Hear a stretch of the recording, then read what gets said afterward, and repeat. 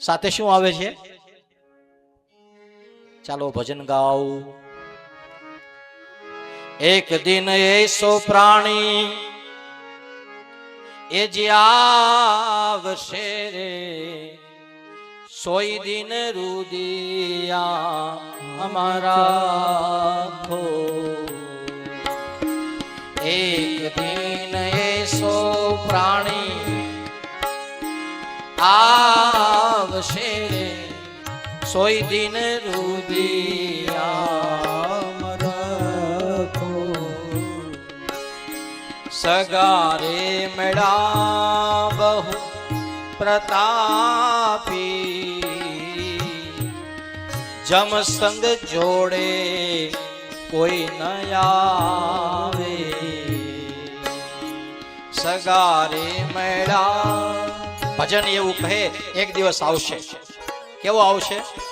યાદ રાખજો, આવવાનો છે. કેવો આવશે? કીધું જેથી પત્ની કામ નહીં આવે, પુત્ર કામ નહીં આવે, પરિવાર કામ નહીં આવે, સંપત્તિ ભેળું કરેલું કાંઈ આવશે નહીં. જેથી ઓઈલો લેવા આવશે ને તેથી કોઈ નહીં એમ કે કાલે હું હારે આવું એમ. જમસંગ જોડે કોઈ નહીં આવે.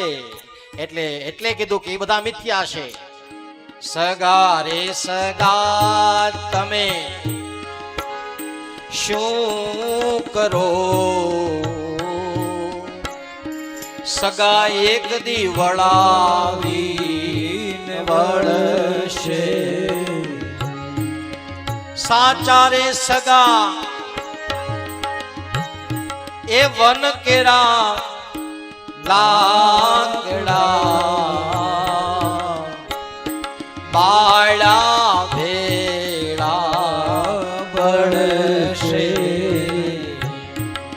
એક દિન સો પ્રાણી આવશે,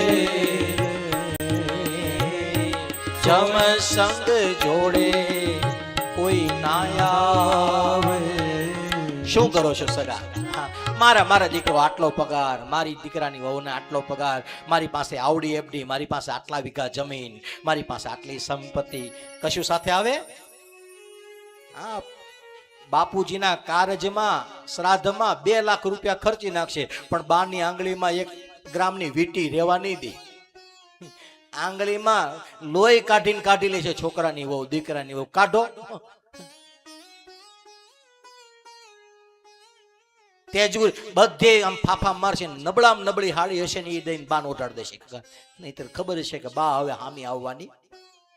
પછી લાખો રૂપિયા ખર્ચી નાખશે, પણ મર્યા પછી કશું સાથે આવતું. જમસંગ જોડે કોઈ ના આવે. એની કરતા તો સાચા રે સગા વન કેરા લાકડા, બાળા ભેળા. એને કાંઈ લેવા દેવા છે આપણે તો એ બિચારા બળી જાય કારણ વિના આપણી જોડે, આપણી જેવા થઈ જાય. એટલે ભજને કીધું કોના રે છોરું ને એ કોના વાછરું, કોના વળી માને બાપ. અંતકાળે જાવું જીવને એકલું રે, સાથે પુણ્ય ને શું આવે સાથે?